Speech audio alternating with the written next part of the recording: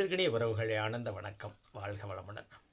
அன்பு உறவுகளே, நாம் பல்வேறு விதமான ஜோதிட ஆய்வுகள் வெளியிட்டு வர்றோம். அந்த வகையில் பல அரசியல்வாதிகள், புகழானவர்கள், தொழிலதிபர்கள், இப்படி பல்வேறு விதமான ஜாதகங்களை ஆய்வு செஞ்சுருக்கிறோம். அந்த வரிசையில் பல உறவுகள் கேட்டுக்கொண்டதற்கு இணங்க இன்றைக்கு துணை முதல்வராக இருக்கக்கூடிய உதயநிதி அவர்களுடைய ஜாதகத்தை நாம் ஆய்வு செய்கிறோம். உதயநிதி அவர்களை பற்றிய முன்னுரையோ தெளிவுரையோ பதவிரையோ எதுவுமே தேவையில்லை. எல்லோருக்கும் தெரிந்த ஒரு பிரபலம்.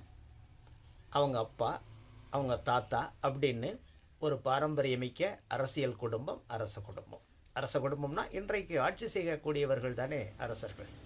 அந்த காலத்தில் ஆட்சி செஞ்சவங்க அரசர்கள்னா இன்றைக்கி ஆட்சி செய்கிறவர்களும் அரசர்கள் தானே. இன்றைக்கு ஜனநாயக அரசர்கள், அவ்வளோதானே.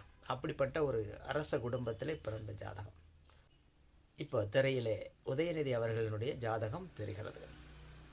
ஒரு ஜாதக கட்டத்தை பார்த்த உடனேயே, அந்த ஜாதக நோட்டை விரித்த உடனேயே ஜோதிடர்களின் முகத்தை பார்த்தீங்கன்னாலே புரியும். சில ஜாதகத்தை விரித்த உடனே, அந்த கட்டங்களை பார்த்த உடனே முகம் என்னடா அப்படின்ற மாதிரி ஒரு சலிப்புத்தன்மை தெரியும். அதே நேரத்தில் சில ஜாதகங்களை விரித்து பார்த்த உடனேயே அப்படி ஒரு பூரிப்பு, புன்னகை, ஆழ் மனசுலேயே ஒரு சந்தோஷம், அப்படின்னு ஒரு என்ன சொல்கிறது, ஒரு இனம் புரியாத ஒரு நிலை இருக்கும். ஏன் அப்படின்னா, அந்த ஜாதகம் சொல்லக்கூடிய விஷயங்கள், அந்த கட்டங்கள், கிரக நிலைகள். இப்போ அந்த வகையிலே உதயநிதி அவர்களுடைய ஜாதகம் உண்மையிலேயே சூப்பரான ஜாதகம். மிக மிக வலிமையான சிறப்பான ஜாதகம். அதனால தானே ஒரு மிகச்சிறந்த ஒரு அதிகார குடும்பத்திலே, ஆட்சி அதிகாரத்தில் இருக்கக்கூடிய ஒரு குடும்பம் மட்டுமல்ல, ஒரு 50 ஆண்டுகளாக தமிழகத்தில் ஆளுமையாக இருக்கக்கூடிய திராவிட முன்னேற்ற கழகத்தினுடைய அந்த தலைமை குடும்பத்திலே தோன்றி இருக்கிறார். அப்படி ஒருத்தர் ஒரு மிகப்பெரிய ஒரு குடும்பத்தில் ஒருத்தர் பிறக்கணும் அப்படின்னாலே அவருக்கு அந்த பாக்கியங்கள் இருந்தால் தானே பிறக்க முடியும். அந்த வகையிலே இப்போ உதயநிதி ஜாதகத்தை பாருங்களேன். எல்லா கிரகங்களுமே ஒரு கிரகம் இன்னொரு கிரகத்தோடு இணையாமல் தனித்தனியாக 9 கட்டங்களையும் ஆக்கிரமிச்சிருக்குது. தனித்தனியாக 9 வீட்டில் இருக்குது. அப்போ எல்லா விதமான பாக்கியங்களும் இவருக்கு கிடைக்கும். இது பரவலாக இந்த கிரக மாளிகை யோகம்னு சொல்லக்கூடிய அதில் இருக்கிறதுனால இப்போ மாலை போன்ற தோற்றத்திலே கிரகங்கள்.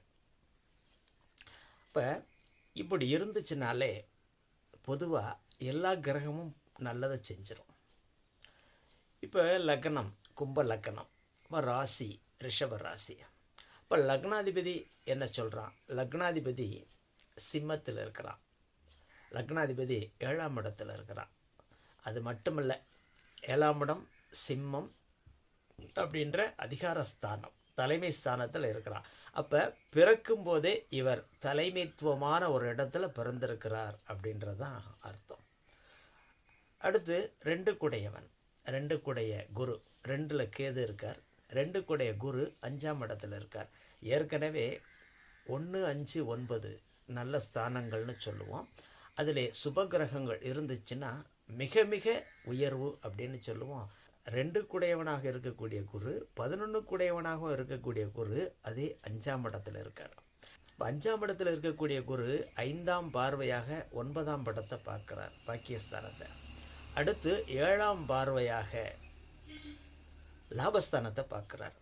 அடுத்து 9ஆம் பார்வையாக லக்கணத்தையே பார்க்கிறார்.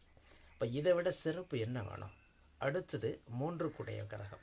இப்போ 3 குடையவன் எங்கே இருக்கிறான்னா, 3 குடைய செவ்வாய் 6ஆம் இடத்துல இருக்கான். இப்போ இந்த 3 குடையவனான செவ்வாய் 6ஆம் இடத்துல மறைவு ஸ்தானத்தில் இருக்கிறான். அப்போ மறைவு ஸ்தானத்தில் இருக்கானே செவ்வாய் கெட்டு போயிட்டானா, செவ்வாயினுடைய காரகங்கள் கிடைக்காதா அப்படின்னா, ஒரு மறைவு ஸ்தானாதிபதி இன்னொரு மறைவு ஸ்தானத்துக்கு போகிறது நல்லது தான். அப்போ அது மட்டுமல்ல, கடகமனைன்ற அந்த இடம் செவ்வாய்க்கு நீச்ச வீடும் கூட. இப்போ செவ்வாய் சுத்தமாக நீச்சமாயிட்டான், 6ஆம் இடம்ன்ற மறைவு ஸ்தானத்துக்கும் போயிட்டான். அப்போ செவ்வாயுடைய காரகம் எல்லாமே இவருக்கு கிடைக்காதா அப்படின்னா, அந்த கடகமனைக்கு அதிபதியான சந்திரன் உச்சமாகி இருக்கான்.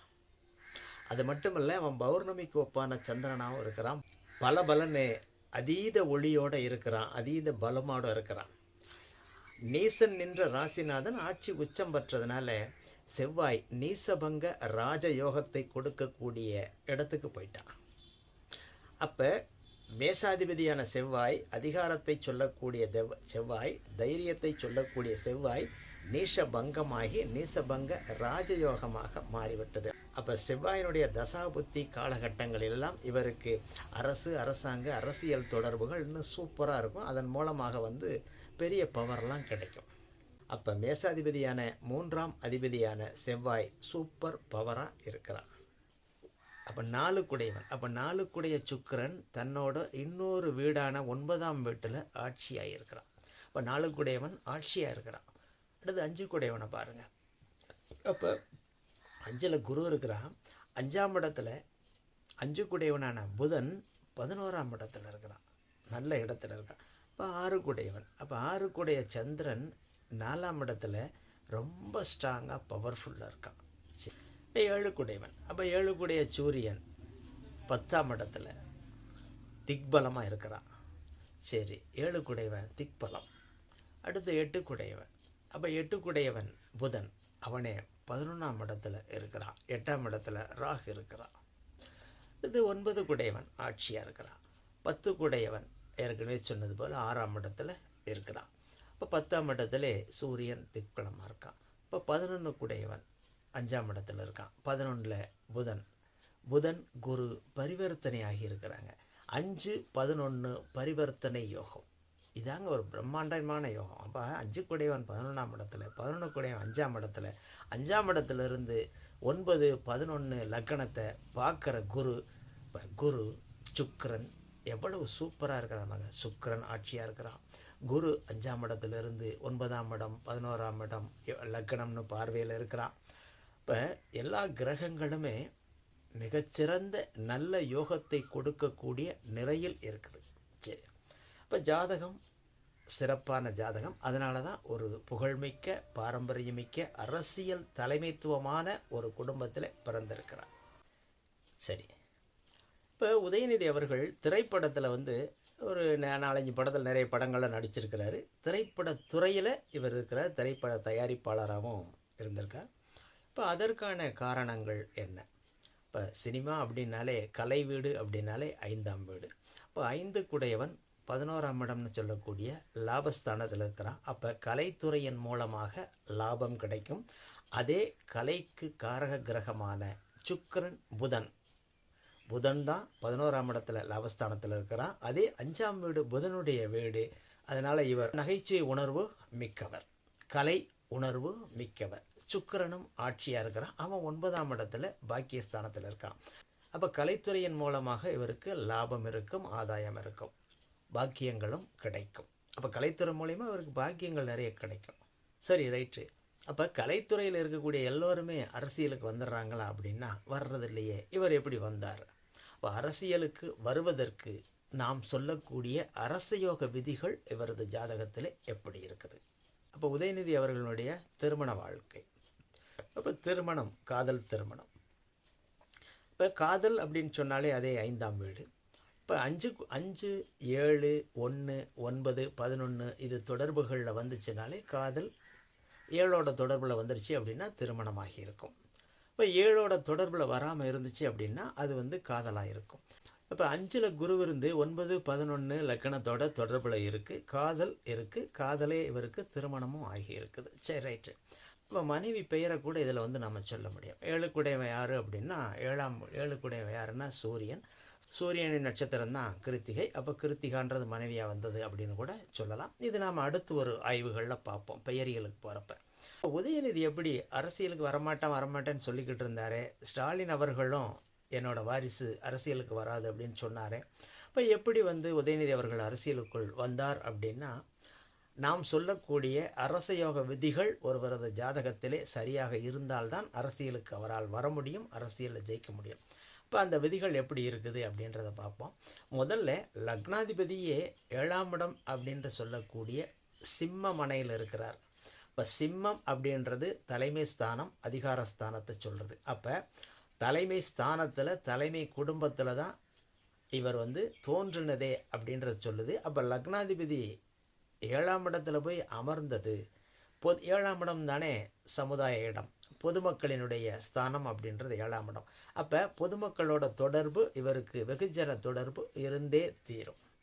சரி, நாம் சொல்லக்கூடிய அரசியல் விதிகளில் முதன்மை விதி மேஷம் சிம்மம், மேஷாதிபதி சிம்மாதிபதி நல்லா இருக்கணும் அப்படின்றத சொல்கிறோம். இப்போ இங்கே மேஷம் எப்படி இருக்குது அப்படின்னா, மேஷத்தை யார் பார்க்குறான்னா சுக்கிரனுடைய பார்வையிலே, ஆட்சி பெற்ற சுக்கிரனுடைய பார்வையிலே மேஷம் சூப்பராக நல்லா ஒளித்துவமாக இருக்குது. சரி, ரைட்டு. அடுத்து சிம்மம் எப்படி இருக்குது? சிம்மத்தில் சனி இருந்து சிம்மத்தை கெடுக்கிறாரே, சிம்மத்தை இருள்துவப்படுத்துகிறாரே அப்படின்னா, அந்த சனி யாருன்னா லக்னாதிபதி. அப்போ லக்னாதிபதியே 7ஆம் இடம் தேடி போயிருக்கிறார், சிம்மத்தை தேடி உட்கார்ந்துருக்கிறார். அப்போ அந்த லக்னத்துக்கு இந்த ஜாதகருக்கு அந்த சிம்மத்தினுடைய காரகங்கள் கண்டிப்பாக கிடைச்சே தீரும். அந்த தலைமைத்துவம் தன்னாலேயே வந்தாகும் அப்படின்றதான். அப்போ அந்த சிம்மாதிபதி எப்படி இருக்கார் அப்படின்னா, சிம்மாதிபதி 10ஆம் இடத்துல இருக்கிறார். அப்போ சிம்மாதிபதி 10ஆம் இடம்னு சொல்லக்கூடிய ஜீவனஸ்தானத்தில் இருக்கிறார். அதே சிம்மாதிபதியை சந்திரன் தனது 7ஆம் பார்வையாக பார்க்குறார். அந்த சந்திரன் சும்மா வெறும் சந்திரனில், உச்சம் பெற்ற சந்திரன், பௌர்ணமிக்கு இணையான, இப்போ சூரியனுக்கு 7வது கட்டத்தில் சந்திரன் இருந்தாலே அது பௌர்ணமி யோகம்தான். அது பௌர்ணமிக்கு முன்னாடி 2 நாள்னாலும் சரி, பின்னாடி 2 நாள்னாலும் சரி. இப்போ பௌர்ணமி சந்திரனான பௌர்ணமி யோகத்தில் இருக்கக்கூடிய சந்திரனுடைய பூரணமான ஒளி சூரியன் மேலே விழுகுது. இப்போ சிம்மாதிபதி பலன்னு பயங்கரமான சுபத்துவமாக இருக்கிறார், ஒளித்துவமாக இருக்கிறார். அப்போ சிம்மத்தினுடைய காரகங்கள், சிம்மாதிபதியினுடைய காரகங்கள் இவருக்கு வந்தே தீரும் அப்படின்றத சொல்லுது.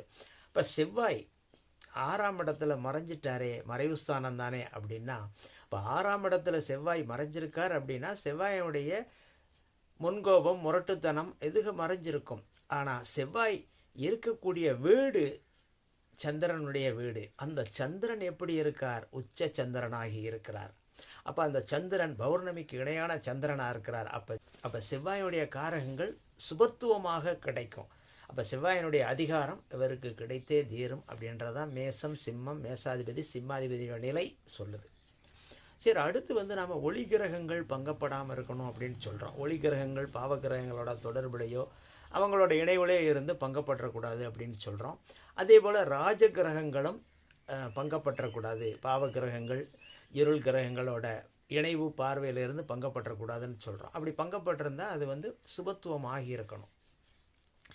இப்போ ஒளி கிரகங்கள் அப்படின்னு சொல்லக்கூடிய குரு 5ஆம் இடத்துல நல்ல நிலையில் இருக்கிறார். எந்த விதமான இருள் தன்மையும் இல்லாமல் இருக்கிறார். தனித்த புதன் தான் பார்க்கிறார். தனித்த புதன் ஏற்கனவே சுபர் தானே. அடுத்து 2வது ஒளி கிரகம் சொல்லக்கூடிய சுக்கிரன் ஆட்சி பெற்று இருக்கிறார். ஆனால் சனி பார்வையில் இருக்கிறார். சனி சுக்கிரனை பார்த்தாலும் குருவினுடைய பார்வை பெற்று சுக்கிரன் அதீத பலம் பெற்று விட்டார். இப்போ சுக்கிரன் நல்லா இருக்கிறார். இப்போ சந்திரன் தேய்வரை சந்திரனாக இருந்தாலும் குருவினுடைய பார்வைகள், சுக்கிரனுடைய பார்வை இணைவுகள் இருந்துச்சுன்னா சந்திரன் நல்ல நிலைக்கு போயிடுவார்னு சொல்லலாம். இங்கே சந்திரனே பௌர்ணமிக்கு இணையான ஒரு சந்திரனாக இருக்கார். தேய்பிரை 2ஆம் நாள் சந்திரனாலும் அவர் பௌர்ணமி ஸ்தானத்தில் தான் இருக்கிறார். அப்போ அந்த சந்திரனும் பலன்னு நல்ல நிலையிலே இருக்கிறார். ஒளி கிரகங்கள் நல்ல நிலையில் இருக்குது. அதே போல் ராஜகிரகங்களான குரு, சுக்கிரன் நல்ல நிலையில் இருக்கார். முதன்மை ராஜகிரகமான சூரியன் எப்படி இருக்கார்? ஏதாவது பாவத்துவ தொடர்பு இருக்குதா அப்படின்னா சூரியனை சனி பார்க்கல, சூரியனை சந்திரன் தான் பார்த்திருக்கிறார். அப்போ சந்திரனுடைய பிரகாசமான ஒளி சூரியன் மேல் பட்டு சூரியன் அதீத பலத்தோடு இருக்கிறார். அடுத்து செவ்வாய். ஏன்னா செவ்வாய் ஒரு நல்லா இருந்தால் தான் ஒருத்தருக்கு அந்த அதிகாரம் செலுத்த முடியும். என்னதான் ஒருத்தர் அதிகாரம் தலைமை பதவி கிடைச்சாலும் அவர் செயல்படுத்துவதற்கு அந்த அதிகாரம் இருக்கணும், ஆட்சி செய்வதற்கான அதிகார தோரணை இருக்கணும். அந்த செவ்வாய் எப்படி இருக்கார் அப்படின்னா, செவ்வாய் கடகமனையிலே சந்திரனுடைய வீட்டில் நல்லா இருக்கார். அப்போ ஒளி கிரகங்கள், ராஜ கிரகங்கள் எல்லாமே இங்கே நல்லா இருக்குது. சரி, இப்போ சனி நல்லா இருக்கணும்னு நாம் சொல்கிறோமே, ஏன் சனி நல்லா இருக்கணும்? சனி தான் நமக்கு கீழே இருக்கக்கூடிய பணியாளர்கள், வேலையாட்கள், நாம் சொல்கின்ற சொல்லை கேட்கக்கூடிய நபர்கள் எல்லாமே சனி தானே. இப்போ சனி இங்கே எப்படி இருக்கார்? சிம்மமனையில் தான் இருக்கிறார். இப்போ சனி இங்கே சிம்மமனையில் இருக்கிறார். 7ஆம் இடத்துல தான் இருக்கார். சனி 8ஆம் இடத்துலையோ 12ஆம் இடத்துலையோ மறைவு ஸ்தானங்களில் இருந்துச்சுன்னா பலமிழந்திருப்பார். இப்போ சனியும் இங்கே 8, 12ன்னு மறைவு ஸ்தானங்களுக்கு போகாமல் நல்ல நிலையில் தான் இருக்கிறார். அப்படி மறைவு ஸ்தானத்துக்கு போயிருந்தால் குரு சுக்கிர பார்வை தொடர்பு இருந்திருக்கணும். இப்போ சனி 7ஆம் இடத்துல சமுதாய இடத்துல தான் இருக்கிறார். பொதுமக்கள் ஸ்தானத்திலே தான் சனி இருக்கிறார். அவருக்கு வீடு கொடுத்தவனும் 10ஆம் இடம்னு சொல்லக்கூடிய ஜீவனஸ்தானத்தில் இருக்கார். இப்போ சனியும் நல்லா இருக்கிறார். இப்போ என்னதான் மேஷம் நல்லா இருந்து, சிம்மம் நல்லா இருந்து, மேஷாதிபதி நல்லா இருந்து, சிம்மாதிபதி நல்லா இருந்து, சனி நல்லா இருந்து, எல்லாமே பலமாக இருந்தாலும், நாம் சொல்லக்கூடிய அரசு யோக விதிகள் எல்லாமே சரியாக இருந்தாலும், பொருந்தி வந்தாலும், இந்த அரச யோகங்கள்லாம் யாருக்கு கிடைக்கணும்? லக்னாதிபதிக்கு கிடைக்கணும். அப்போ லக்னாதிபதிக்கு அது கிடைக்கணும் அப்படின்னா, அப்போ லக்னாதிபதியோட மேஷம், சிம்மம், மேஷாதிபதி, சிம்மாதிபதி இதெல்லாம் தொடர்பில் வரணும். அதாவது மேஷம், சிம்மம், 10ஆம் இடம், லக்னாதிபதி இதெல்லாம் கனெக்ட் ஆகணும். இப்போ 10ஆம் இடம் தானே பணம், பேர், புகழ், பட்டம், பதவி எல்லாத்தையும் சொல்கிறது. அப்போ 10ஆம் இடத்தோடு மேஷாதிபதி அல்லது மேஷம், சிம்மாதிபதி அல்லது சிம்மம், லக்னாதிபதி அல்லது 1ஆம் இடம் ஏதாவது ஒரு வகையில் இது எல்லாமே கனெக்ட் ஆனால் தான் இந்த அரச யோகம் இந்த ஜாதகருக்கு கிடைக்கும். அப்போ தான் அவர் வந்து அரச யோகத்தை அரசராக அனுபவிக்க முடியும். அப்போ அது எப்படி இருக்குது அப்படின்றத பார்ப்போம். இப்போ மேஷாதிபதியான செவ்வாய் கடகத்தில் இருக்கார். அவரே 10க்குடைய விருச்சிகத்தின் அதிபதியாகவும் இருக்கிறார். அப்போ 10க்குடையவனும் மேஷாதிபதியும் செவ்வாய். சரி, ரைட்டு. அப்போ சிம்மத்தோட தொடர்பு வேணுமே. அப்போ சிம்மாதிபதியான சூரியனும் அதே விருட்சிகத்தில் 10ஆம் இடத்துல இருக்கார். இப்போ மேஷம், சிம்மம், 10ஆம் இடம் தொடர்பு வந்துருச்சு. லக்கணத்தோட தொடர்பு வந்திருக்குதா அப்படின்னா, லக்கணத்திலிருந்து இவங்களை யாராவது பார்க்குறாங்களா அப்படின்னா, லக்கணத்திலிருந்து யாரும் பார்க்கல. சிம்மாதிபதி அமர்ந்த 10ஆம் அதிபதியான செவ்வாய் தனது 8ஆம் பார்வையாக லக்கணத்தை பார்த்து இந்த அதிகாரங்களை லக்னாதிபதிக்கு கொடுக்கிறார். அப்போ மேஷம், சிம்மம், மேஷாதிபதி, சிம்மாதிபதி பணம், பேர், புகழ், பட்டம், பதவின்னு சொல்லக்கூடிய 10ஆம் இடத்தோடு தொடர்பு கொண்டு லக்கணத்தை செவ்வாய் பார்ப்பதால் இந்த பாக்கியங்கள், இந்த அரச யோகங்கள் முழுமையாக இந்த ஜாதகருக்கு கிடைக்கும் அப்படின்றத சொல்லுது. சரி, அடுத்து நாம் சொல்லக்கூடிய ஒரு முக்கியமான விதி என்னன்னா, இப்போ இந்த சூரிய சந்திரர்கள் ஒன்று கோணத்தில் இருக்கணும், 1, 5, 9ன்ற ஸ்தானங்களில், இல்லை கேந்திரத்தில் 1, 4, 7, 10ன்னு கேந்திரங்களில் இருக்கணும்.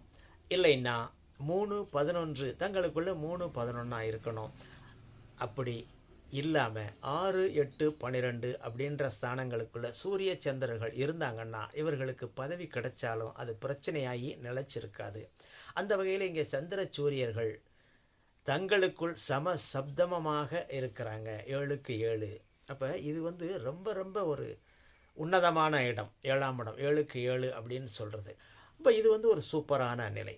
இந்த வகையில் நாம் அரசயோக விதிகள்னு சொல்லக்கூடிய எல்லா விதிகளுமே இந்த ஜாதகத்திலே, உதயநிதி அவர்களுடைய ஜாதகத்திலே கச்சிதமாக பொருந்தி வருகிறது. அதனால தான் இவர் சடன்னு மேலே வந்துட்டார். இப்போ ஸ்டாலின் அவர்கள் நீண்ட நெடுங்காலமாச்சு, அவர் இளைஞரணிக்கு தலை செயலாளராக இருந்து ரொம்ப காலமாக வந்து கட்சிக்காக கூட்டங்கள் பேசி உழைச்சி, அதுக்கப்புறம் கொஞ்சம் கொஞ்சமாக ஆகி மேயராகி, அதுக்கப்புறம் அவர் வந்து மந்திரியாகி, அதுக்கப்புறம் துணை முதல்வராகி அப்படின்னு ரொம்ப காலங்கள் அவருக்கு ஆச்சு.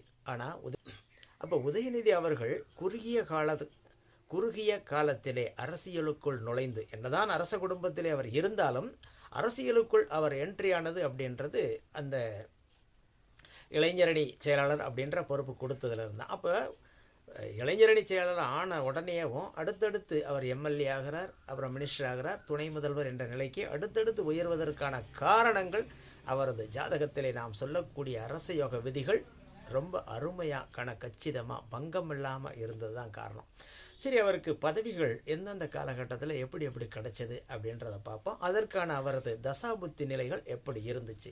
என்னதான் அரசியோக விதிகள் பெர்ஃபெக்டாக இருந்தாலுமே அந்த காலகட்டம், அதாவது தேர்தல் நடக்கக்கூடிய காலகட்டங்களிலே நல்ல யோக தசாபுத்திகள் நடக்கணும். அதே யோக தசாபுத்திகளாக இருந்தாலும் அது அதிகாரம், அரசு சம்பந்தப்பட்ட இடங்களிலிருந்து அந்த தசாபுத்திகள் நடக்கணும்.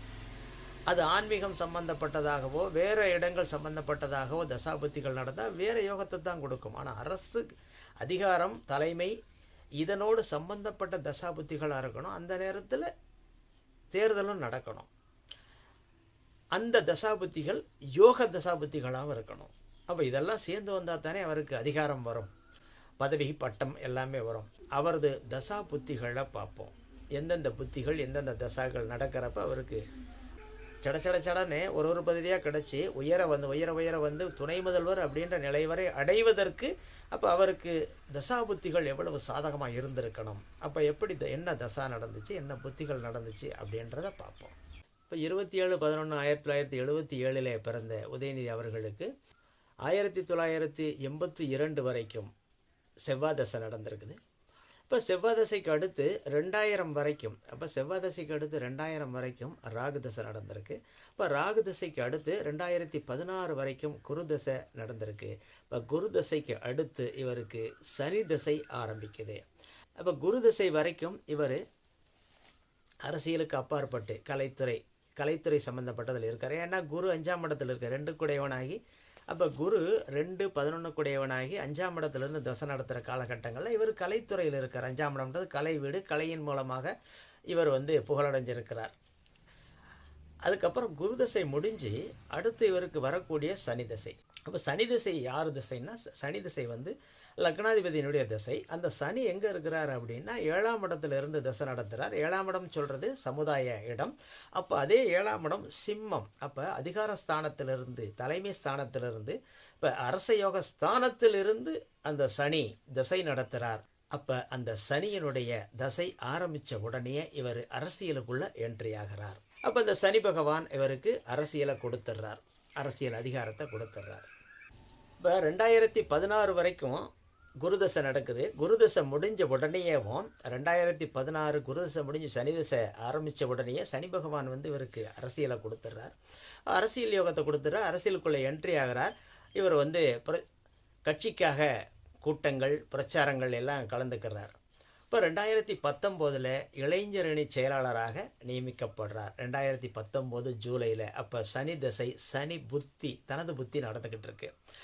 இப்போ 2019 அரசியலுக்குள்ள என்ட்ரி ஆகி இளைஞரணி செயலாளராக இவர் செயல்பட்டுக்கிட்டு வர்ற காலத்தில் அடுத்து 2021 மே மாதத்தில் எலெக்ஷன், சட்டசபை எலெக்ஷன் வருது. அந்த சட்டசபை எலெக்ஷனில் போட்டியிட்டு இவர் எம்எல்ஏவா ஜெயிக்கிறார். சனி தசை, சனி புத்தி ஸ்ட்ராங்காக போய்கிட்டு இருக்கு. ஏன்னா சனி 7ஆம் இடத்திலிருந்து தசை நடத்துகிறான், சிம்மத்திலிருந்து தசை நடத்திக்கிட்டு இருக்கிறான். அதிகாரம் இவருக்கு கிடைக்க ஆரம்பிக்குது. இப்போ எம்எல்ஏவா செயல்பட்டுக்கிட்டு இருக்கிறார் சனி தசை சனி புத்தியில். அடுத்து 2022 வருஷம் டிசம்பர் மாதத்தில் இவர் விளையாட்டு இளைஞர் நலன் மந்திரியாக ப்ரமோஷன் ஆகிறார். அப்போ கேது புத்தி, சனி திசையில் கேது புத்தி தொடங்கி இருக்கு. அப்போ கேது எப்படி இவருக்கு மந்திரி பதவியை கொடுத்தார் அப்படின்னா, கேது இருக்கிற இடம் 2ஆம் இடம் குருவினுடைய வீட்டில். அப்போ குரு அப்படின்னாலே மந்திரி தானே. அந்த குரு 5ஆம் இடத்துலேருந்து 11ஆம் லாபஸ்தானத்தை பார்க்குறார். குரு நல்லா இருக்கிறார். அப்போ குருவாக இவர் மாறுறார், மந்திரியாக மாறுறார். அடுத்து 2022 விளையாட்டுத்துறை மந்திரியாக, இளைஞர் நலன் விளையாட்டுத்துறை மந்திரியாக இவர் செயல்பட்டுக்கிட்டு இருக்கிற காலகட்டத்திலேயே அடுத்து 2024 செப்டம்பரில் துணை முதல்வர் அப்படின்னு ப்ரமோஷன் ஆகிறார். உதயநிதி அவர்கள் துணை முதல்வர் ஆன காலகட்டமான 2024 செப்டம்பர் காலகட்டத்தில் சனி திசையில் சுக்கிர புத்தி போய்கிட்டு இருக்கு. இப்போ சுக்கிரன் எப்படி இவருக்கு அடுத்த ப்ரமோஷனை கொடுத்தான் அப்படின்னா, இப்போ சனி ஏற்கனவே 7ஆம் இடத்துல பவர்ஃபுல்லாக சிம்மத்திலிருந்து இதை கொடுத்துக்கிட்டு இருக்கார். அப்போ இந்த அதிகாரத்தின் உச்சத்தை சனி திசையில் இவர் அடைந்தே தீர்வார் அப்படின்றதான் இதனோட பொருள். அதில் ஒவ்வொரு புத்தியிலையும் மாற்றமாகி ஒவ்வொரு ப்ரமோஷனாக இப்போ சுக்கிர புத்தி வர்ற காலகட்டத்தில் துணை முதல்வர் அப்படின்ற ஒரு நிலைக்கு போகிறார். சுக்கிரன் யாரு அப்படின்னா 4க்கும் 9க்கும் அதிபதியாகி ஆட்சி பெற்ற சுக்கிரனாக இருக்கிறார். அந்த சுக்கிரனை குரு பார்க்கிறார். அப்போ குரு பார்த்த சுக்கிரன், ஆட்சி பெற்ற சுக்கிரன், 4-9க்கு அதிபதியான சுக்கிரன், பவர்ஃபுல்லாக இருக்கக்கூடிய சுக்கிரனுடைய புத்தியில் சிம்மத்தில் இருக்கக்கூடிய அதிகாரத்தை சொல்லக்கூடிய பலம் பெற்ற சனியனுடைய தசையில் துணை முதல்வர் அப்படின்ற பொறுப்பு கிடைக்குது. இப்போ சனி திசை ஆரம்பித்த உடனேயே இவருக்கு அதிகாரங்கள் கைக்கு வருது, அரசியல் கைகூடுது. அரசியலில் கொஞ்சம் ஒவ்வொரு புத்தியிலையும் அப்படியே ப்ரமோஷன் ஆகி இன்னைக்கு துணை முதல்வர் அப்படின்ற நிலை வரைக்கும் வந்துட்டார். அப்போ எப்போ இவர் முதலமைச்சர் ஆவார் அப்படின்ற கேள்வி தான் எல்லோருக்குள்ளும் இருக்கும். 2035 வரை இவருக்கு சனி திசை நடந்துகிட்டு இருக்கு. இந்த சனி லக்னாதிபதியினுடைய தசை சிம்மத்திலே இருந்து உச்சபட்ச அதிகாரத்தை, தலைமைத்துவத்தை, தலைமை ஸ்தானத்தை கொடுக்கக்கூடிய சிம்மத்திலே இருந்து தசை நடத்தக்கூடிய சனியினுடைய தசா நடந்து கொண்டிருக்கிறது. அப்ப அதிகாரத்தினுடைய உச்சம், தலைமை இவருக்கு கிடைத்தே தீரும் அப்படின்றதான் அந்த தசா சொல்லக்கூடிய காலகட்டம். ஆனால் அதில் வரக்கூடிய புத்திகளின் தன்மைக்கு ஏற்ப பொறுப்புகள் வரும் போகும். இப்போ ஒவ்வொரு புத்திகளாக மாற மாற இவருக்கு ஒவ்வொரு பொறுப்புகளாக ப்ரமோஷன் ஆகி கூடிக்கிட்டே வந்துச்சு. இன்னைக்கு நடக்கக்கூடிய இந்த குருபார்த்த சுக்கிர புத்தி, தசாநாதனான சனியும் பார்த்த சுக்கிர புத்தியிலே, அப்போ தசாநாதனும் சுக்கிரனை பார்க்குறாரு, இப்போ குருவும் சுக்கிரனை பார்க்குறாரு. அப்படி அந்த சுக்கிரன் ஆட்சி பெற்றும் இருக்கிறார். அப்போ முதலமைச்சருக்கு இணையான, ஏறக்குறைய முதலமைச்சர்னே சொல்லலாம், அந்த அளவிற்கு ஒரு பவர்ஃபுல்லாக இருக்கக்கூடிய அந்த சுக்கிரன் புத்தியிலே இன்றைக்கு துணை முதலமைச்சர். இதே சுக்கிர புத்தி தொடர்ந்து கொண்டிருந்தால் இவர் முதலமைச்சராகவும் ஆகலாம். ஆனால் சுக்கிர புத்தி எவ்வளோ காலம் இருக்குது? 2026 ஜனவரியில் சுக்கிர புத்தி முடியுது. அதற்கடுத்து சூரிய புத்தி வருது. அப்போ சூரியன் எப்படி இருக்கார் அப்படின்னா, சூரியன் சிம்மாதிபதியாகி 10ஆம் இடத்தோடு பதவி, பட்டம், புகழ், அந்தஸ்து எல்லாத்தையும் சொல்லக்கூடிய 10ஆம் இடத்தோடு தொடர்பு, அதாவது 10லேயே இருக்கக்கூடிய சூரியன். அப்போ சிம்மாதிபதி 10ஆம் இடத்துல இருந்து அடுத்து புத்தி நடத்த போகிறான். அந்த காலகட்டம் 2026 ஜனவரிக்கு பின். அந்த சூரிய புத்தி காலகட்டத்திலே நிச்சயமாக இவருக்கு ஒரு ஏற்றம் வருமா அப்படின்னா கண்டிப்பாக மாற்றம் வரும். இப்போ 2035 வரை நடக்கக்கூடிய சனி தசை இவருக்கு முழுமையான அதிகாரத்தை கொடுக்கக்கூடிய ஒரு தசையாகவே இருக்கும். ஆனால் சனி தசையிலே இவருக்கு யோகத்தை கொடுக்கக்கூடிய புத்திகள் ஒன்றொன்றாக நடந்து கொண்டே இருக்கிறது, உயர்வு குடைத்து கொண்டே இருந்தது. ஆனால் சனி தசையிலே சூரிய புத்தி, சூரியன் 10ஆம் இடத்திலே திக்பலமாக இருந்து புத்தியை கொடுத்தாலும், பலம் பெற்ற சந்திரனுடைய பார்வையில் இருந்து சூரியன் புத்தி நடந்தாலும், 7ஆம் இடத்திலே 7ஆம் இடத்திலே சிம்மத்திலே இருந்து சனி தசை நடத்தினாலும் உயர்ந்த ஒரு பொறுப்புகளை இவருக்கு, அதிகாரங்களை சூரியன் கொடுத்தே தீருவார், அதில் சந்தேகமில்லை. இருந்த பொழுதிலும் குரு பார்த்து சுக்கிர தொடர்பு சூரியனுக்கு இருந்தால் இன்னும் சிறப்பாக இருந்திருக்கும். அதே நேரத்திலே சனி அவருக்கு ஆகாத பகைவரான சூரியன் என்பதால் இந்த சனி தசை சூரிய புத்தி காலகட்டம் என்பது அதிகாரத்தில் இவருக்கு குறைவிருக்காது. அதே நேரத்திலே இவருக்கு அந்த அதிகாரம் சம்பந்தப்பட்ட பிரச்சனைகளும் வரக்கூடும் என்பதுதான் 2026ஆம் ஆண்டு. இப்போ சூரிய புத்திக்கு அடுத்து வரக்கூடிய சந்திர புத்தி, செவ்வாய் புத்திகளும் இந்த நிலைகளே தொடரும். ஆனால் இன்றைக்கு இருந்த உச்சம், உயரம் அன்றைக்கு சற்று குறைவாகத்தான் இருந்தாலும் யோக பங்கம் இல்லை. அதிகாரத்திற்கு குறைவிருக்காது, தலைமைத்துவத்திற்கு குறைவிருக்காது.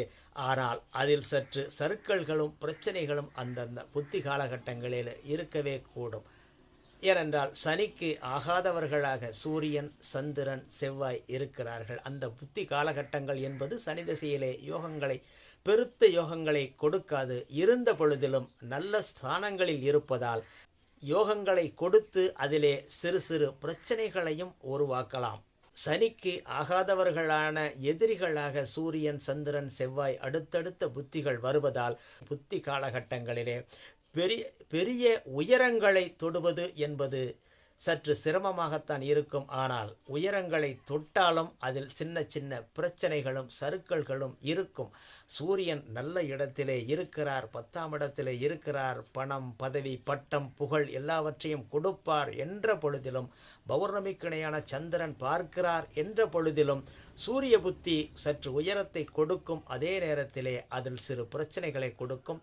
சந்திர புத்தியும் செவ்வாய் புத்தியும் இதே போன்றுதான் இந்த சனி திசையிலே இவருக்கு நடக்கும். 2026 முதல் இவருக்கு உயரத்திற்கு குறைவிருக்காது, தலைமை ஸ்தானத்திற்கு குறைவிருக்காது, அதிகாரத்திற்கு குறைவிருக்காது, படை பலத்திற்கு குறைவிருக்காது. இருந்த பொழுதிலும் அந்த புத்திகள் தசாநாதனுக்கு ஆகாத புத்திகளாக இருப்பதால் சிறு பிரச்சனைகளும் சற்று அதிகார குறைவும் ஏற்படும் என்பதையே சுட்டி காட்டுகிறது. இருந்த பொழுதிலும் 7ஆம் இடத்து சனி, சிம்மத்தில் இருக்கக்கூடிய சனி தனது தசாகாலம் முழுவதும் இவர் அதிகாரத்தை சொல்லக்கூடிய இடத்திலும் தலைமைத்துவத்திலும் கண்டிப்பாக இருப்பார் என்பதை சொல்கிறது. நன்றி உறவுகளே. மீண்டும் மற்றுமொரு ஜாதக ஆய்விலே சந்திப்போம். தொடர்ந்து இணைந்திருங்கள். அன்பு உறவுகள் ஆனந்தமாக அனைவரும் வாழ்க.